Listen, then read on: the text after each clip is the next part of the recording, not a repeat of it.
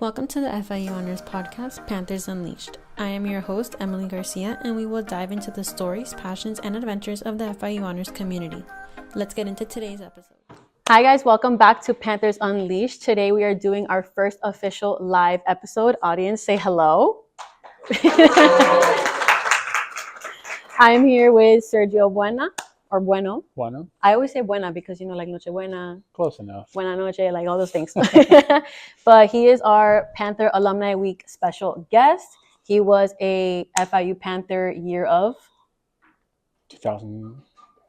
Don't date yourself too much. It's okay. Not that much. But we are very excited to have him on our podcast today. Dean Espinosa has very nice things to say about you. So we're going to get into today's topic. Thank you. First, let's just do a little bit introduction of you. Whatever you want to say for now. Well, thank you everyone for having me over. Thank you, Emily. Like Emily said, I was here at FIU back in 2008. I was at the Honors College. At the time, Dean Espinosa was teaching classes at the Honors College. I don't know if he still does. I think he does, yeah. Most of the faculty at the Honors College does teach classes, actually. He used to teach some interesting classes. I took a few of his classes. After that, graduated, went to law school. Graduated 2010, not 2008. Ever since then, I've been doing nothing other than work. Where'd you go to law school? Marquette University. And how was that? It was such a great time, honestly. I enjoyed law school more than I did college. Undergrad? Yes. Really? Yeah, it was a fun time. I think you take a lot of classes that are, number one, more interesting. Number two, you don't have homework, which helps a lot. True. And I kind of took it as like I'm gonna enjoy this and get involved in as much as I can and make friends. And it was like being a freshman all over again. But when you're in law school, most of the people who you're spending time with either live on campus or within a few blocks of campus. So you get to spend time with a lot of people and have a good time. At your law school, was it like a mix of ages? Because I know now we have, like, for example, FIU has a part-time program where it's like the majority is people who already are established in a career, that they have families and things like that. Yeah, it was like that. If you took night classes, usually there were older people. If you were in the day classes, it was younger crowd. Your first year, you obviously have to choose between the part-time or the full-time, between night and day. But after that, you can pick and choose whatever you want to take based on what fits on your schedule. I got to take a few night classes. But the night classes, they're open to, it's mainly part-time students, but the full-time students can take the classes too. Yeah. And, it's funny because the class I took was family mediation. And here I was, 23, 24 years old. And everybody there was probably in their 40s there. And it was family mediation and how to solve a divorce agreement, and everybody had to raise their hands. And like in my experience, when I got divorced from my husband, and it was like, I had no idea how to relate to any of the stories that were happening. Right? I have trouble with my daughter. I have trouble with my husband, and I'm like, you have no experience at all. I have no experience on this. Broke up with my girlfriend a few years ago. No, I can imagine it was awkward a little bit. It was a little bit. I had no ability to relate to anything that was being said. They would send you homework. That was the only class that they would send you homework, and you had to give a real life experience of how you could apply this to your life. And I'm like, was that the class you struggled the most? Yeah, honestly, it was. Guys, it was one of the hardest classes for me. Sergio, he thrived in law school for sure. From what I know about you, you probably did. I did. I had a good time. But most of our audience here is pre-law, political science, international relations, with the hopes to go to law school or be politicians. Any other career I'm missing? Judges, teachers, things along those lines. They're all related to one another. But the majority of them do have a lot of questions or want more insight, and the live audience and online too, as to the expectations of law school, but the realities. We all heard that, you have one final at the end of the semester for your classes, no homework, all that jazz. But in terms of time, any myths that you discovered while you were in law school that you hear everybody talking about and you're like, that's not true? Anything you could share with us about that? Yeah, and I think, everybody when they go to law school, they're so focused on, and I've experienced this myself, and you kind of learn your lesson after your first year because, as everybody here imagines, you graduate, it's like, oh, stressful law school, right? And you show up, and it's a very different method of teaching. You don't have a professor who's giving a lecture. You have a Socratic method. So tomorrow we're going to discuss contracts of adhesion, and okay, well, you kind of have to learn it on your own a little bit before class, and then the professor will ask questions, and you have to answer, and most of the time you're just wrong, but and then the person, no, that's not how it is, and then explains it better and asks another question and gives you a hypothetical, and so you learn through a lot of hypotheticals and questions and answers, just like you and I are doing. Are those the cold calls? Yeah, Yeah. those Okay, are the cold calls. I've always heard like you But have to watch out for cold calls, but I people don't think get we know so what it is. nervous about it because it's so foreign, right? Before you go to law school, you've probably never read case law before in your life, or a contract for that matter, and all of a sudden you're there and you have to read a contract, and the person, what's the holding of the case? And you're like, I don't even know what a holding means. Right? So you do your best, and you have your big book and you highlight everything, and you don't know what you have to highlight, right? So you highlight everything in case you miss something, and for the most part you really don't know what you're missing. Yeah, the highlight I think is just like a comfort feeling that we've done something. Yeah, but the thing is, like, your first semester you study so much that you end up living at the library and getting burned out. And the idea is that as the semester goes on, you build an outline, and the reality is you can only connect the outline looking backwards, because you learn one topic and then another topic and then another topic, but you don't realize how all the topics are related to one another until you get to the final. Right. And then you have this 50-page outline that you made throughout the semester, and you're equally lost by the time you get to your finals. After the first semester passes, you really realize, okay, it's actually not this hard. I can read the case summary as opposed to having to go through the entire book, Right. Through Westlaw or through Emmanuel's handbooks or whatever other resources are available. And you're going to know a lot better, and you realize that they're not just subjects to memorize, such as if you're studying history, the American Revolution or the French Revolution, right? You realize how they are related to one another. And as law school goes on to your second, third year, you realize that everything is kind of related to one another. So it begins to make sense, and it requires less studying. And you realize, like, well, the worst thing I can do is try to memorize anything, because it is more about logic and trying to deduct anything. More of a concept kind of learning Yeah, style. and think of a final. I mean, I've had finals where you show up to your final, and your final is like half a page of a prompt, like this happened and that happened and that happened and that happened. It's a hypothetical, or like Is it like a fact pattern? a fact pattern that is maybe half a page, and then the question is spot the issues and apply the law, and you have 3 hours, and that's your entire exam. Really? Yeah.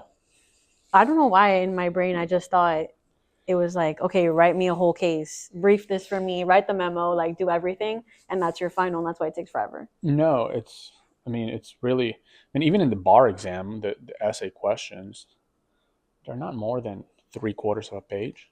Wait, the bar exam has essay questions? Yes, it does. Guys. We've been lied to. Yes, That's it does. insane. So did you have any funky, what was your craziest like fact pattern in any of your finals in law school? Oh, it was funny. I had this professor. Do you all know who Jeffrey Dahmer is? Yeah. You've seen it. So the guy who prosecuted Jeffrey Dahmer is this guy by the name of Gregor Mira, and he was my evidence professor. And evidence is a really interesting class because it presents you a lot of evidence, and you have to decide, well, can I introduce this in a trial or not? And the fact pattern, he used all the students from the class to create this criminal conspiracy, and you had to solve the conspiracy and what you could introduce into the trial of this conspiracy by using people in your class. So what did you do? And it was just absolutely hilarious. I can't remember what mine was, but I remember my roommate, he was a recreational pharmacist. And so he was like the drug dealer of the class. And it was so funny because there was this one kid in the class who always dressed up kind of like funky the whole time. He would wear shorts, button-up shirt, a bow tie, and a hat. And it was a Notre Dame hat. Zero sense of style. Notre Dame at Marquette? Yes. No school spirit. Zero sense of style, right? But the professor always criticized his sense of style. And the last question of the final, he describes what this guy is wearing. And the question is like, who wears that? And that was the last question of the final. See, guys, this is a myth. Who says law school can't be fun and fresh and funky? Sergio is telling us again. Yeah, it's a really good time. You get to meet a lot of people. I think I have more friends from law school than from undergrad, because you're thrown in this environment that is like super high pressure, and it's sink or swim, and we're all in this together. I heard it's a lot of trauma bonding. There you go. Better word than that's where your friends come from. Yes, all the trauma you guys bonding. Share. Yeah. Well, I just realized we never introduced what type of lawyer you are. I do litigation, which is essentially trial, but I do exclusively federal court, even though I have a case in state court here and there. I do litigation for insurance specifically on pollution, and boards of directors on typically large corporations. A lot of them are multinationals. Yeah, we've had this conversation before about like the difference between federal and state, but for audience purposes. And, typically I'll have a lot of cases which would be like, I had a hearing today in Houston on an oil rig explosion. So, you have the pollution insurance, and obviously they want to collect from the insurance, and we don't want to pay. Does the pollution insurance fall under environmental law in a way, or no? Yes. Yeah. They call it environmental policies. But also insurance law. Correct. It's an environmental insurance. If you are typically an oil producer, you will buy what is called an environmental insurance, and it protects you when you cause damage to the environment. And then when in like your area, like that you specialize in, that combines with, I'm assuming, contracts as well. Yes, because these are insurance contracts. It's not like you go and buy your car insurance, right? Mm-hmm. These contracts, you have the ability to negotiate them between what's called a surplus lines insurance, which is hard to place risks in the company that needs an environmental policy. And you go over and negotiate a contract. If this happens, and this much is covered. If that happens, this is not covered. If it's an LLC as opposed to a corporation, the members of the board are covered. An environmental policy is typically about 150-page contract. So you're 150-page contracts, guys. So prepare yourselves. You're litigating over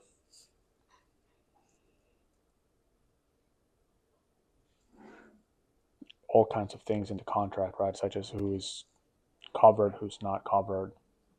And for example, I have a case in Indiana, another environmental case in Indiana. It's a plant that is the producer of tar, and they produced tires for railroad back in the late 1800s. And it's been in existence until 2012. The plant bought 46 different contracts of insurance with various different insurance carriers. And I had no idea about this, but Vigo County, Indiana is on the Wabash River. And the Wabash River goes all the way down to Memphis, Tennessee. Whoa. And this company over the years dumped a number of residue on the river, and it contaminated the sewage of the state of Indiana. So, and the river as well. So they got sued by the EPA and the sanitary district. Now they turned over the lawsuits to us, the environmental insurance, to pay for it. And we're like, we're not going to pay for this because you knew what you were doing prior to purchasing the contract. So that's fraud and the inducement for the contract. It's called known loss doctrine, which you cannot buy insurance for something that you know you already did. I mean, they've been polluting for a number of years, and they bought insurance after the fact. After they knew they were doing it. Yes. Wow. So this has become, this is a case that I've been working on for the last 5 years. But in a lot of times you'll be, over like you cannot buy insurance for something you knew you were going to do. And there's a lot of other issues, but one of the, you'll be fighting over what's the definition of pollution, because the policy will define it anything that's an irritant or a contaminant, since now you're fighting over it. And 49 states, anything that is irritant or contaminant is considered a pollution. In Indiana, since they have such strict environmental laws, that's considered ambiguous. And, in contracts, an ambiguous contract is interpreted against the drafter. So if you drafted the insurance contract, too bad, so sad. It's an ambiguous contract. You lose. Well, we'll see. Hopefully you'll let us know an update on the end result of that case. It's probably going to be another unless 10 years. It lasts another 10 years, exactly. Yeah. But so we know that in the first year of law school, you go over contracts, you go over property as well. Yes. Torts. What am I missing? Criminal law. Criminal procedure. And civil procedure. Okay. So when you learn all of those, when you go into your second year and your third year, how does what you've learned in that first year transfer over and continue the education in law school? Or is it just you finish that year, you've learned what you need to know from there, and then they introduce a whole other set of ideas and topics? No, it builds on it, right? Because for anybody who wants to be a trial lawyer, a litigator, right? Civil procedure is the most important class. Mm-hmm. I hated it. I thought it was so boring. I couldn't understand how it applied to anything. Says the litigator. And then now I review civil procedure every day. When you are a litigator like I am, you learn civil procedure like the back of your hand. But if you decide you're going to be a litigator, right, you take next year, you have the option to take advanced civil procedure. You have the option to take not necessarily a lecture, but what you can do is you can take workshops where you would be trying a case, and you have a mock courtroom and you prepare a trial over the course of the semester. And at the end of the semester, you have a jury that is selected and you have to try your case. But over the course of the semester, you have to make several motions. But if you don't know civil procedure, then you really have no idea how to do it. Similarly, if you don't know evidence, then you don't know what evidence you're supposed to introduce at trial, and your evidence gets struck from the record, and you have no ability to move forward with your trial. So it all builds on one another, right? It's like it keeps adding layers. For example, torts. Torts is like the most generic class you can take, right? Mm-hmm. But it's slip and fall, car accident, assault and battery, whatever you want to call it. Those are your basic torts. But as you move on, you learn that there are products liability, for example, which is an interesting class. Product liability is like manufacturing defect. There's also business torts, which is fraud, misrepresentation, and you learn how to pierce the corporate veil. For example, if you have a corporation, you cannot sue the board of directors unless they were misappropriating funds and so on and so forth. But they all build together over one another, right? I mean, for example, the case I mentioned to you that is an oil rig explosion that I'm working on, I had a hearing on it this morning in Houston. It has both. It has business torts and it has products liability, right? Mm-hmm. And then it has the contract side of it. I'm dealing with the contract side of it, but the policy of insurance they buy, for example, is provides for an occurrence. Well, there's a manufacturing defect, which is a business tort. It's a product liability, which caused the oil rig to explode. Now, the person who unfortunately died get to sue the company that owns the oil rig explosion, but they also sued the board of directors. And, well, you knew that this was likely to happen. You were trying to cut costs, and that's why this happened.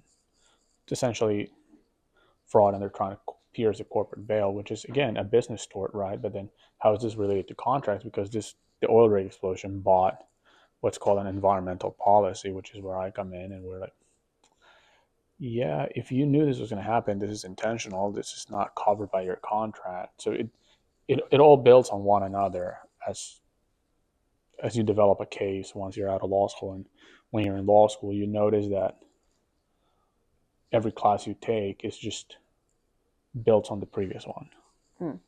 Well, there's two things that I want to talk about before we open the floor to questions to our audience, if there is any, specifically gap year information and mentorship information. So the gap year, did you take one or no? Yes, I did. You did? Yes. Okay. Well, what was your thought process when you finished undergrad and you were like, were people telling you, we think you should go to law school directly out of undergrad? We recommend you take a gap year. What was like the info you got from that? I don't think there's a right or wrong reason. I think it's individual to every person, right?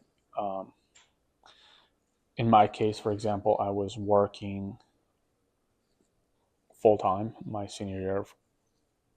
I was also taking 18 credits my last semester, and I was trying to study for the bar exam. So it was like, well, this is really not going to happen. Mm-hmm. And for the bar or the LSAT? I'm sorry, for the LSAT.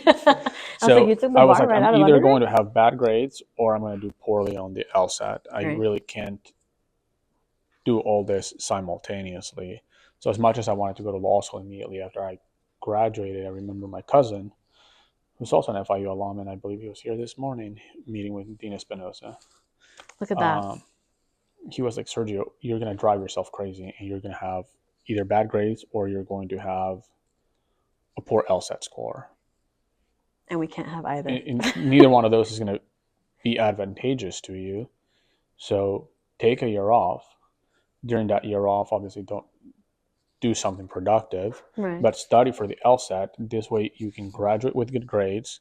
You have more time on your hands to study for the LSAT and do well, and apply to law school so that you can either get into a better law school or have a scholarship for law school or whatever the case may be. Yeah, I agree. I think it's like I said, it's very beneficial depending on the person. If you're somebody who maybe for undergrad you didn't have as many responsibilities, or you have the time to study for the LSAT, work, do your school stuff, for example, maybe it is possible to go right out. Yeah, but I know for the most part, like some of us are taking a gap year.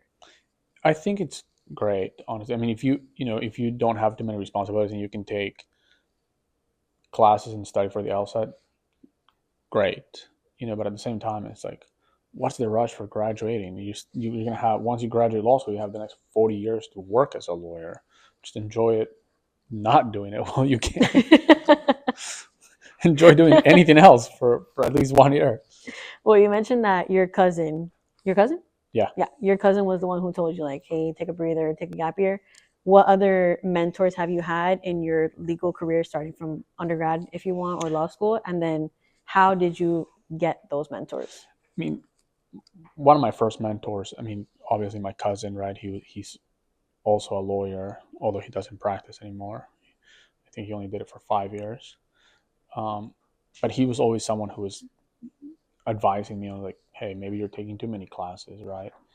And one thing I noticed with students, like, a lot of students want to have just study as much as possible, get straight A's, and forget to have either internships or a job or extracurricular activities that are going to be more meaningful to you than just good grades. Because what happens a lot, if you go to apply for a job after graduating and you're like, I have straight A's, I was like, well, what else did you do with your time other than study? So you want to have the ability to build a resume that is just not only good grades, that gives you life experience, that gives you the ability to handle yourself in an office. But, going back to the mentorship, my cousin was someone who would tell me things along those lines of like, hey, maybe take it a little bit easier, because I know everybody probably who wants to go to law school is overly ambitious and wants to do as much as they can, but sometimes it's not the right answer. For sure. But otherwise, Dean Espinosa was a big mentor of mine. He was always along the way kind of coaching me on what I should do and should not do. He got me my first internship after my second year of college. Oh, wow. He got me an internship in Congress in DC. Look at him. And that's why we love him. Subsequently with the Public Defender's Office. Both internships were great.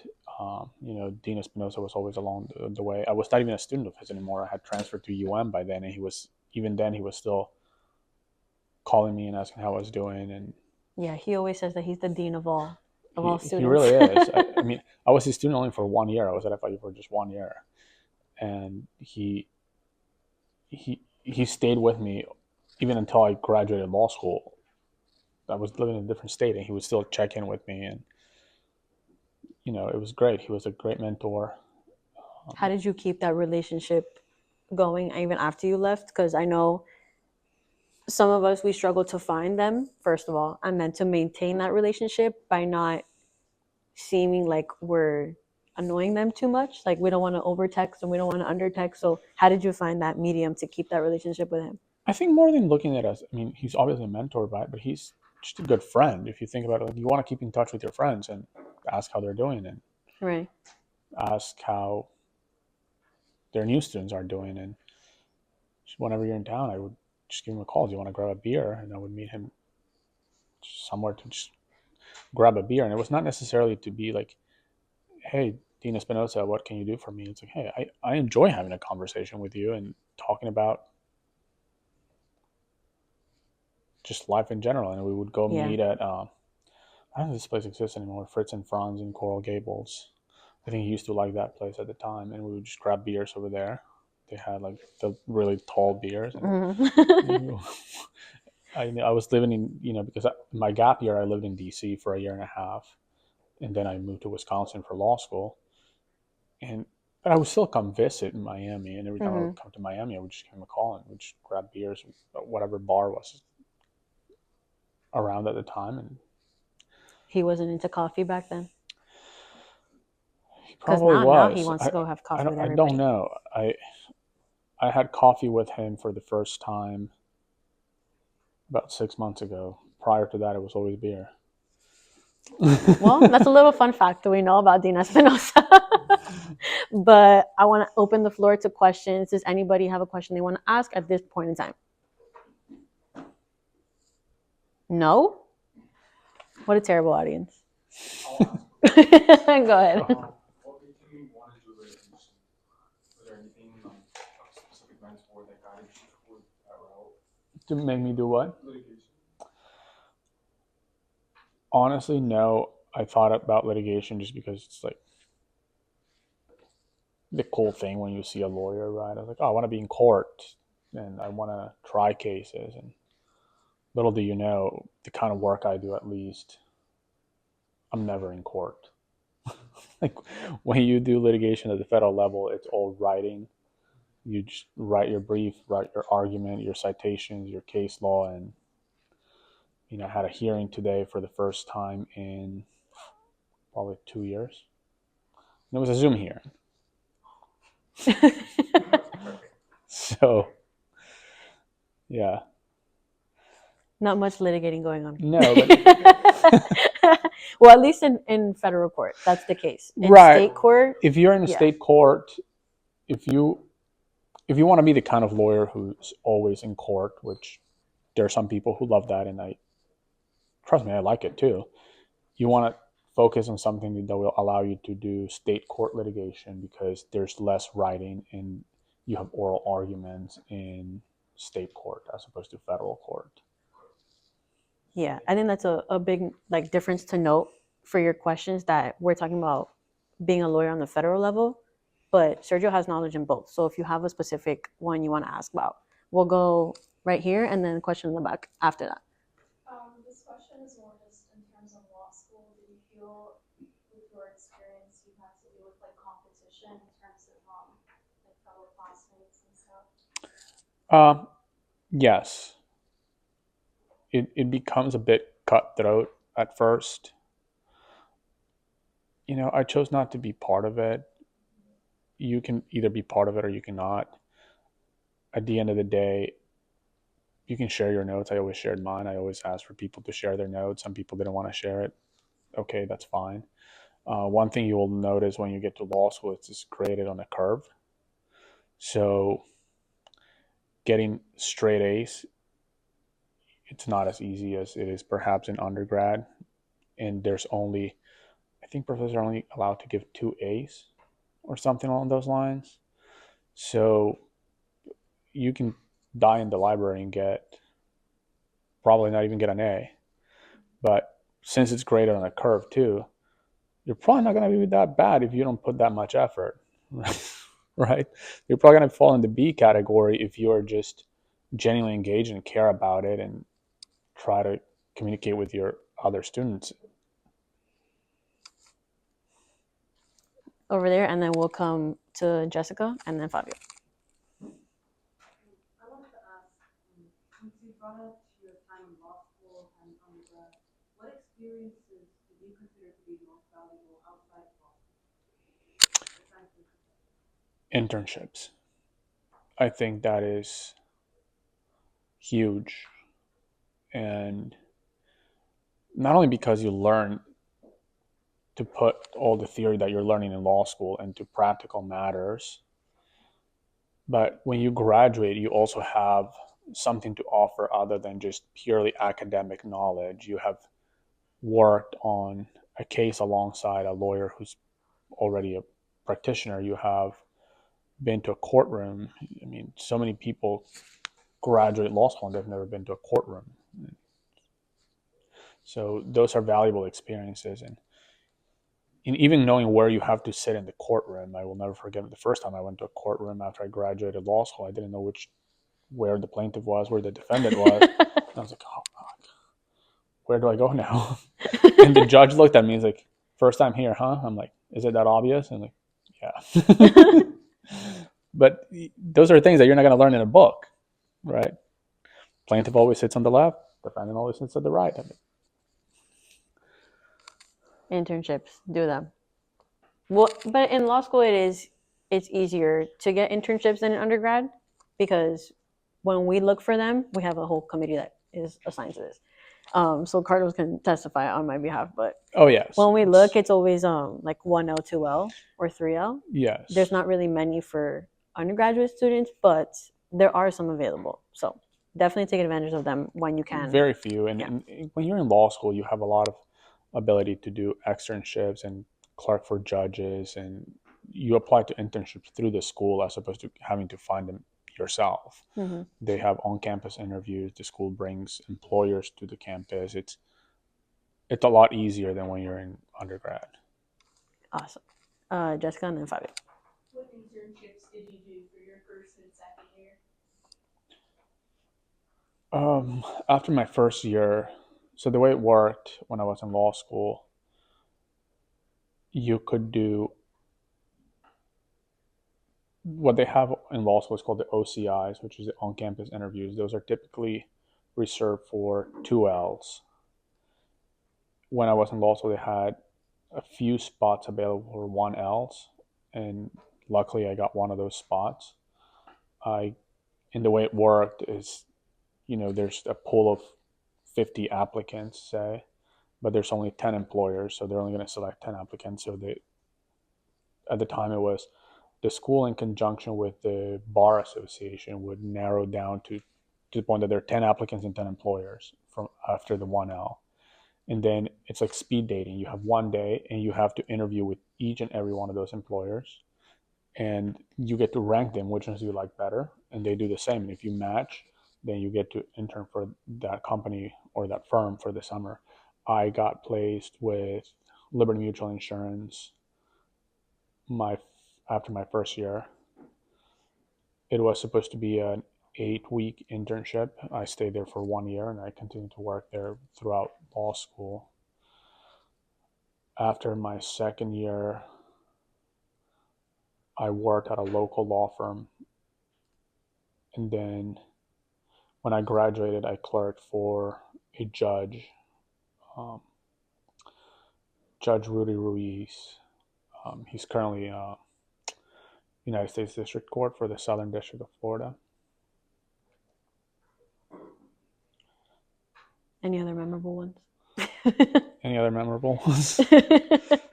What was the second part of your question? No, you answered it. Oh, perfect. I thought there was a second part too. I thought it was first. What was your question, Fabio? What made you choose Wisconsin? Marquette? Yeah. Yeah. The school. Scholarship. Okay. So just for law school, go for the money, the money situation. I think it depends. If you are going to get into one of the top law schools, by all means, you should go there. Otherwise, try to save as much money as possible because you're going to graduate with quite a bit of student loan debt, and most employers are not going to pay off your student loans. So it's going to be your responsibility to do it, right? So if you go to a great law school, you'll probably end up working at a bigger firm that's going to pay you a better salary, and you're not going to be so concerned about your student loans. On the other hand, if you spend a lot of money in law school and you don't end up working at a big firm, you may struggle to pay student loans. But things to keep in mind. Because, we're all very concerned about our future debts when we go to law school. So was I when I graduated college. I was incredibly concerned about student loan debt. But at the end of the day, really, if you work hard and you do your best, you're probably going to get a good job, and it's not going to be that big of a deal to pay your student loan debt. You have income repayment programs. You can stretch it for years and years and years. At the end of the day, don't look at it as that like you bought yourself a car that is a depreciating asset, right? It's an investment in yourself. Right. Like if you don't get that debt, you're unable to get the career you want. On the other hand, if you get that debt, you get the career that you want, and you do well, then that's really not a big deal. Yeah. Thankfully, our members don't have an issue in working hard. So I very much believe that all of you can definitely be lawyers. Yeah. And one thing to look into as well, if you're concerned, right, when you're applying for law school, there's the LSAC, which is where you upload your transcripts, LSAT scores, recommendation letters, and so on and so forth. And through that portal, you apply to whatever schools you want. But that information is public regardless. And a lot of schools will send you a waiver so that you don't have to pay for the application. Yeah. And the application is really just clicking a button because everything is already done in the LSAC website. Take advantage of it, because any school that will send you a waiver, it's probably because they like you, and they will probably give you some kind of scholarship. So that's our fun fact of the day. But yeah, we're gonna go ahead and conclude the podcast here. But if you guys have questions, we can ask once the camera is off. But for our online audience, thank you guys so much for watching. You already know the drill. We go through it every episode. Make sure to follow us on Instagram, LinkedIn, YouTube, Spotify. It's all FIU honors, so it's not hard to find. And Sergio, thank you so much for being on the podcast with us today. Thank you. Bye, guys. Have a great one.